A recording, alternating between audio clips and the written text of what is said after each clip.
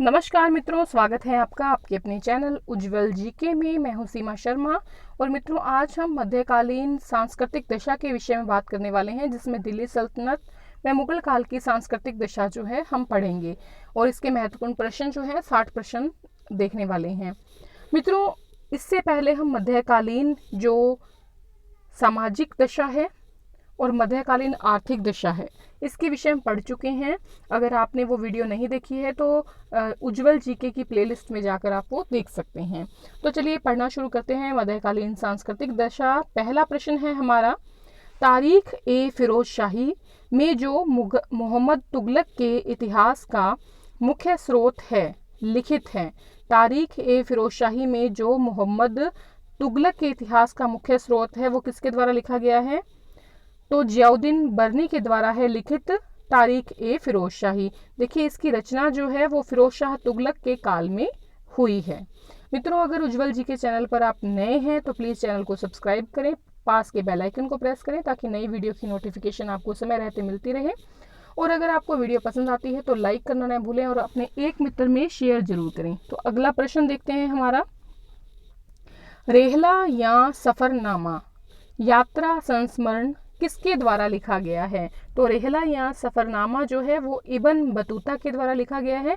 देखिए, ये 1333 ईस्वी में मोहम्मद बिन तुगलक के दरबार में आया था और ये मोरक्को का निवासी था। और 1353 में इसने क्या किया, मोरक्को पहुंचकर फिर ये किताब जो है वो लिखी थी। अगला प्रश्न है हमारा, आगरा नगर का निर्माण किस शासक ने करवाया था? तो आगरा नगर का जो निर्माण है वो करवाया था सिकंदर लोदी ने। देखिए, यहाँ इसके बादलगढ़ किले का निर्माण जो है वो भी सिकंदर लोदी ने करवाया है। सिकंदर लोदी, जिसने भूमि माप के लिए सिकंदरी गज जो कि 30 इंच का था प्रयोग किया था, वह किस नाम से कविताएं लिखा करता था? सिकंदर लोदी जो है वो गुलरुखी नाम से कविताएं जो है लिखा करता था।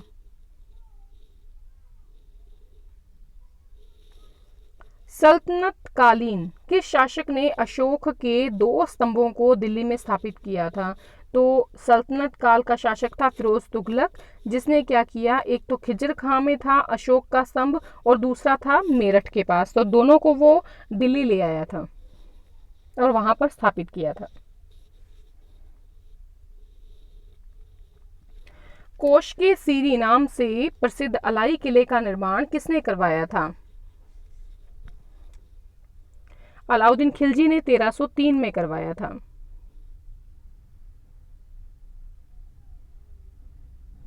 वे लेखक जिन्होंने दिल्ली के 6 सुल्तानों का काल देखा और वे जो निजामुद्दीन औलिया के प्रिय शिष्य थे।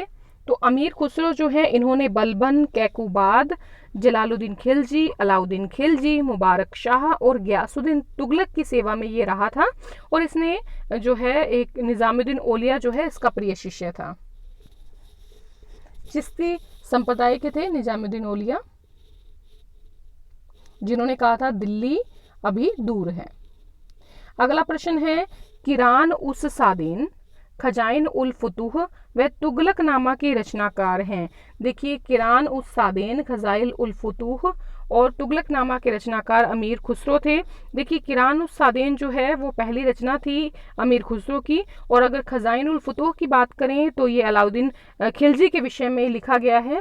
और तुगलकनामा की रचना की बात करें तो ये अंतिम ऐतिहासिक कृति है अमीर खुसरो की, जिसमें उसने गयासुद्दीन तुगलक के बारे में लिखा है।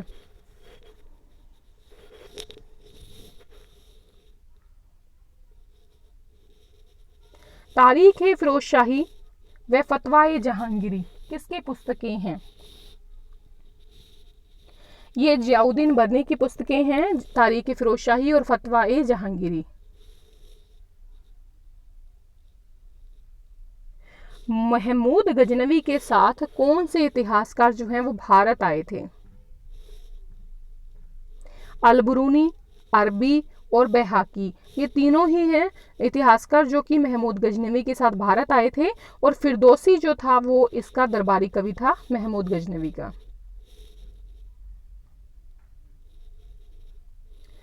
सल्तनत काल की पहली मुस्लिम इमारत कौन सी है और इसका निर्माण किसने करवाया है? तो देखिए, सल्तनत काल की जो पहली मुस्लिम इमारत है वो है कुव्वत उल इस्लाम मस्जिद, और कुतुबुद्दीन ऐबक ने इसका निर्माण करवाया था।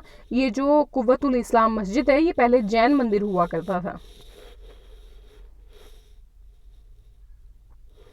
वह इमारत जो सूफी संत कुतुबुद्दीन बख्तियार काकी को समर्पित है और जिसका निर्माण दिल्ली में कुतुबुद्दीन ऐबक ने करवाया, वह इमारत कौन सी है? कुतुब मीनार। देखिए, इसे शुरू तो जो है वो करवाया था कुतुबुद्दीन ऐबक ने और पूरा करवाया था इल्तुतमिश ने, और ये इसी के पास जो है अपनी राजधानी सीरी का निर्माण किया था अलाउद्दीन खिलजी ने।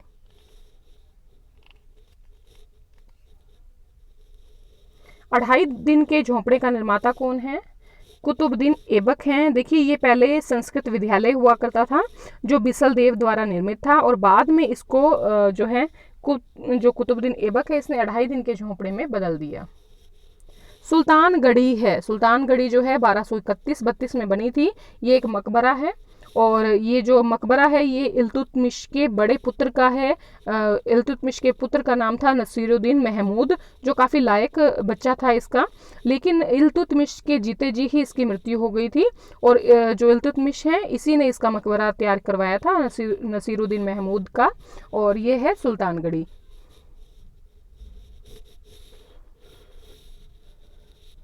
इस्लामी स्थापत्य का रतन कही जाने वाली यह इमारत कुतुब मीनार का प्रवेश द्वार है। तो अलाई दरवाजा जो है जो 1310-11 में बना था, अलाउद्दीन खिलजी के द्वारा बनाया गया था। भारतीय वास्तुकला को तुर्कों की देन है। भारतीय वास्तुकला को तुर्कों की देन जो है वो है मेहराब और गुंबद। मतलब सल्तनत काल के जो ये तुर्क थे इन्होंने मेहराब और गुंबद की जो कला थी वो भारतीयों को दी थी। 12वीं सदी के प्रमुख गणितज्ञ कौन थे? तो दो गणितज्ञ काफ़ी फेमस थे, श्रीधर और भास्कर। भास्कर का नाम आप लोगों ने सुना ही होगा। श्रीधर जो थे इन्होंने गणित सार लिखा था।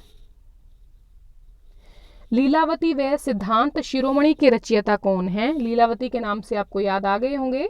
भास्कर जो हैं वो लीलावती और सिद्धांत शिरोमणि के रचयिता थे, जो कि 12वीं सदी के क्या थे? गणितज्ञ। मिलान करना है, सभी सही हैं। देखिए, भारत में कागज बनाने की शुरुआत तुर्कों ने की थी। मुगल कालीन इमारतों की जो मूल संरचनिक विन्यास की देन है वो लोदियों की है।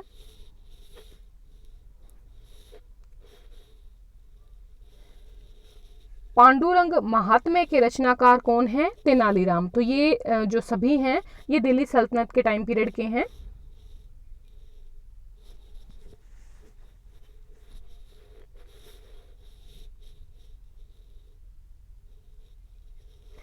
सल्तनत कालीन इमारतों में फूल पत्तियों, बेल बूटों व कुरान की आयतों का मनोहर अंकन कहलाता है। सल्तनत काल की जो फूल पत्तियां, बेल बूटे, कुरान की आयतें हैं, इनका मनोहर अंकन अरे वस्क कहलाता है। भारतीय इतिहास का द्वितीय क्लासिक युग कहलाता है। तो भारतीय इतिहास का द्वितीय क्लासिक युग जो है वो मुगल काल कहलाता है। मुगल कालीन शैली है, तो मुगल काल की जो फेमस शैली है वो है पित्रादुरा शैली। देखिए, इसमें होता क्या था कि संगमरमर के पत्थर थे उन पर हीरे जवाहरातों को जड़ा जाता था। वास्तुकला में भारत का स्वर्ण युग कहलाता है। वास्तुकला में भारत का स्वर्ण युग कहलाता है आपके मुगल काल। काबुली बाग में मस्जिद का निर्माण किसने करवाया था? तो काबुली बाग में मस्जिद का निर्माण बाबर ने करवाया था, पानीपत के निकट।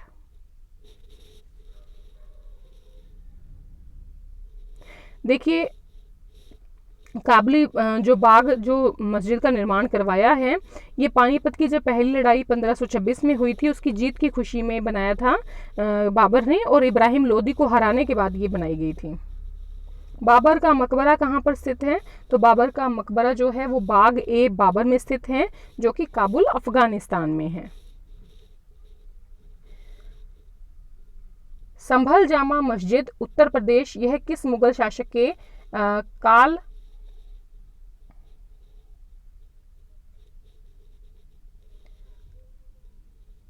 संभल जामा मस्जिद उत्तर प्रदेश ये किस मुगल शासक के काल की है? तो ये बाबर के काल की है।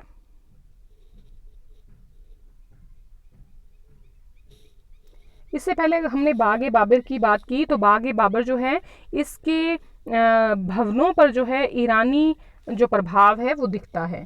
संभल जामा मस्जिद यूपी में है, बाबर ने बनवाई थी। पुराना किला के नाम से जानी जाने वाली वह इमारत जिसका निर्माण जो है वो हुमायूं ने दिल्ली में 1530 में एक नगर के रूप में करवाया था, वो नगर कौन सा है?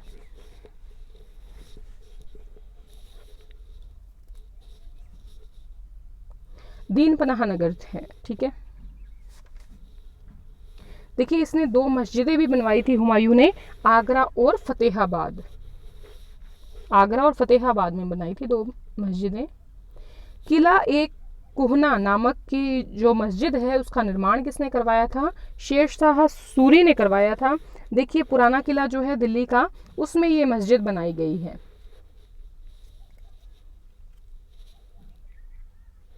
सलीमगढ़ दुर्ग कहाँ पर स्थित है? तो दिल्ली के लाल किले में स्थित है। 2007 में विश्व विरासत सूची में जब दिल्ली के लाल किले को शामिल किया गया, तभी इसको भी शामिल किया गया, सलीमगढ़ के दुर्ग को। भारतीय अफगान वास्तुशिल्प का भव्य नमूना है। भारतीय अफगान वास्तुशिल्प का जो भव्य नमूना है वो है सासाराम का मकबरा, बिहार में। देखिए शेरशाह सूरी का मकबरा था, इसने खुद ने ही ये तैयार करवाया था। हुमायूं जिस पुस्तकालय की सीढ़ियों से गिरकर मरा वह इमारत कौन सी है? तो शेर मंडल नाम की इमारत बनवाई थी आपके शेरशाह सूरी ने, और उसी की सीढ़ियों से गिरकर जो है वो हुमायूं मर गया था। मिलान करना है। शेरगढ़ शेरशाह सूरी ने बनवाया था दिल्ली में। ईसा खां का मकबरा ये बनाया था दिल्ली में। बाग ए सफ़ा ये पाकिस्तान में है, जो बाबर है उसने मकबरा बनाया था। बाग ए वफा ये काबुल में है और ये भी बाबर द्वारा निर्मित है।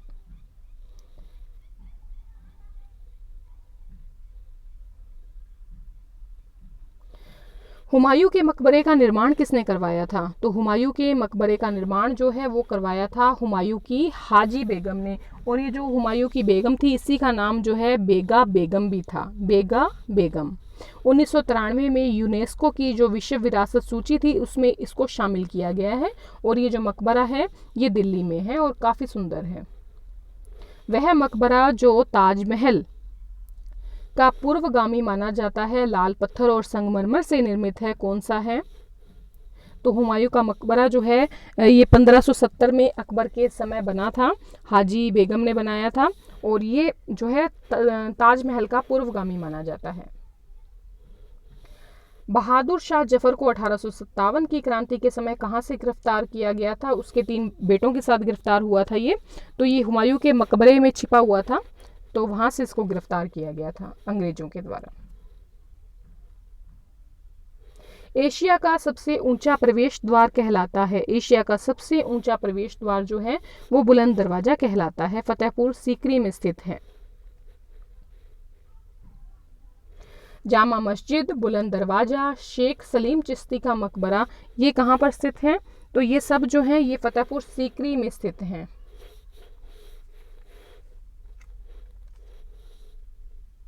हुमायूं के मकबरे के निर्माणकर्ता कौन है? तो हुमायूं के मकबरे के जो निर्माणकर्ता है, जिन्होंने निर्माण कार्य किया है, वो है मीरक मिर्जा गयास। वह किला जहां हुमायूं का राज्याभिषेक हुआ था, तो राज्याभिषेक जो हुआ था वो 1530 में हुआ था, और ये लाल किला जो आगरा का है वहां पर हुआ था। खैरुल मंजिल मस्जिद का निर्माण दिल्ली में किसने करवाया था? खैरुल मंजिल मस्जिद का निर्माण जो है वो अकबर की धाई माँ थी, जिसने उसको पाल पोस कर बड़ा किया था, माहम अनगा, उसके द्वारा निर्मित मस्जिद है। अकबर का मकबरा स्थित है। ये सिकंदरा आगरा में स्थित है। अकबर ने खुद ये तैयार करवाया था, लेकिन उसकी मृत्यु हो गई थी। शुरू करवाया था अकबर ने और जहांगीर ने इसे पूरा करवाया था।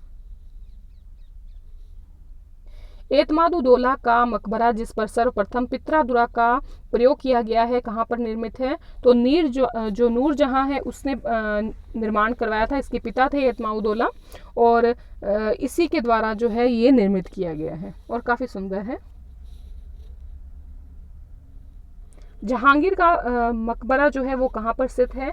तो ये स्थित है शाहदरा, लाहौर में। देखिए, निर्माण जो है इसका करवाया था नूरजहां ने जहांगीर के मरने के बाद। जहांगीर ने कश्मीर में शालीमार बाग बनवाया था। ताजमहल के मुख्य वास्तुकार कौन है? उस्ताद अहमद लाहौरी। देखिए, प्रधान जो मिस्त्री था वो उस्ताद ईसा था। 1983 में यूनेस्को की जो विश्व विरासत सूची थी उसमें ताजमहल को शामिल किया गया है। दिल्ली का लाल किला, जिसे शाहजहांबाद भी कहा जाता है, का निर्माण किसने करवाया था? तो निर्माण करवाया था मुगल शासक शाहजहां ने, और इसी ने ये नगर बसाया था शाहजहांबाद। 2007 में जो विश्व विरासत सूची है उसमें इसको शामिल किया गया है। भारत की सबसे बड़ी मस्जिद कौन सी है? तो जामा मस्जिद जो है दिल्ली की वो सबसे बड़ी मस्जिद है, और ये बनवाई थी लाल पत्थरों और मार्बल से। शाहजहां ने बनवाई थी 1644 में इसका निर्माण शुरू हुआ था, और 1658 में ये पूरी हुई थी। मिलान करना है। बारहदरी अजमेर में, ये शाहजहां ने बनाई है। निशात बाग, ये भी शाहजहां ने बनाया है। बादशाही मस्जिद लाहौर में, ये औरंगजेब द्वारा निर्मित है।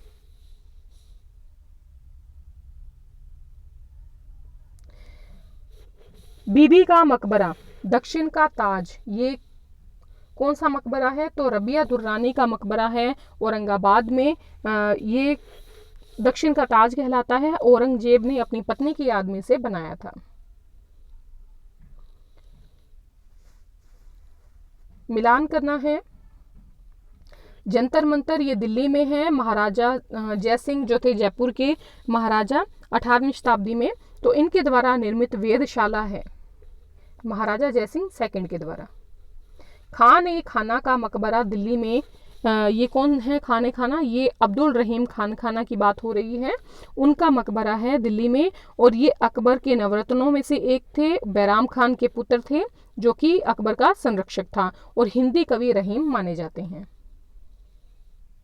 हजरत निजामुद्दीन की दरगाह, ये दिल्ली में स्थित है। हजरत निजामुद्दीन औलिया की बात हो रही है, संत निजामुद्दीन औलिया, उनकी दरगाह है दिल्ली में।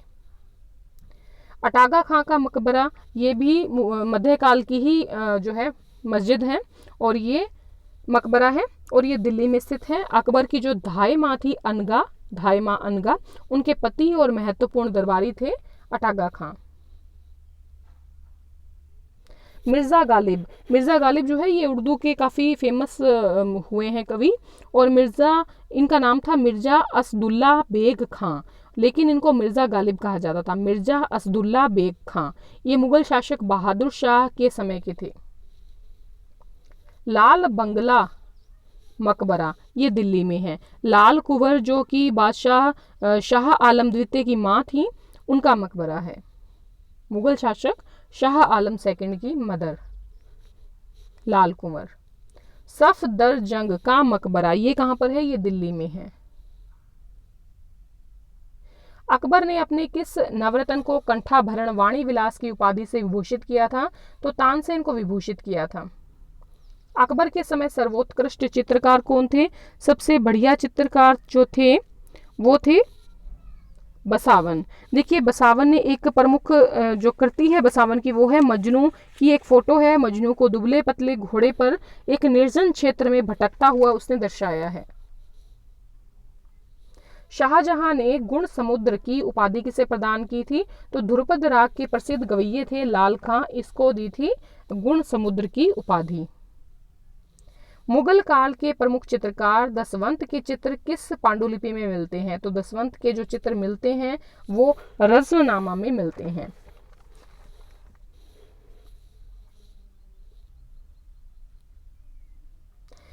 जहांगीर के काल के मुख्य चित्रकार कौन थे? तो मुख्य चित्रकार जो थे, जहांगीर सबसे फेमस है चित्रकार, मुगल काल में चित्रकला का प्रेमी था।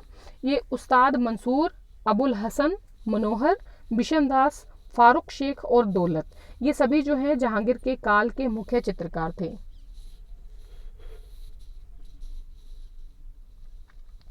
जहांगीर की चित्र शैली में किस शैली की प्रधानता है? तो रूपवादी शैली की जो है प्रधानता है। जहांगीर के काल में किस प्रकार के चित्रण की परंपरा शुरू हुई? तो छवि चित्रण यानी कि व्यक्ति का चित्रण करना और प्राकृतिक दृश्यों का चित्रण, ये इसके काल की जो है परंपरा है। इसके टाइम पीरियड में ये चीज चित्रण की गई। जहांगीर ने नादिर उल असर, नादिर उद जमा, इसकी उपाधि किसे दी थी? तो नादिर उल असर की जो उपाधि थी वो तो दी थी उस्ताद मंसूर को, और नादिर उद जमा की उपाधि जो है वो अबुल हसन को दी थी।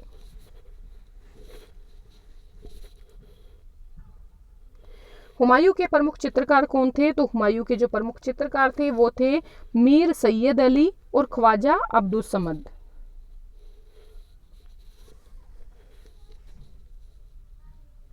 आधुनिक उर्दू शायरी का जन्मदाता किसे कहा जाता है? वली दक्कनी को कहा जाता है। तुजुक ए बाबरी का फारसी में अनुवाद किसने करवाया था? तुजुक ए बाबरी जो है अब्दुल रहीम खान खाना ने इसका जो है फारसी में अनुवाद किया था। ये बाबर की जीवनी थी। मुगलों के समय हुए स्थापत्य शैली में परिवर्तन को जो है, मुगलों के समय में जो स्थापत्य शैली में परिवर्तन हुआ वो क्या कहलाता है?